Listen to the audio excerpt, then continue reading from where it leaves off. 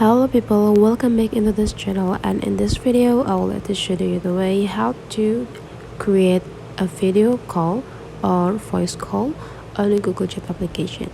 So the first thing we have to do is just go open our Google Chat application, and after that we just need to find someone who we want to call. So let's say here, let me try to find my friends. And here I already got my friends. So the way to create a call, you just have to take a look on the top right corner right after the information of the name. So you just need to go click it, and there will be like two options, which is the audio call and video call. If you want to have this voice call, go click this audio call, but then if you want to have a video call, go click this video call, and the application will create or generate the call sections with your friends.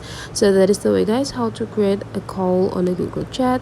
Hopefully this tutorial today is useful for you. Thank you for watching, and I will see you for the next tutorial.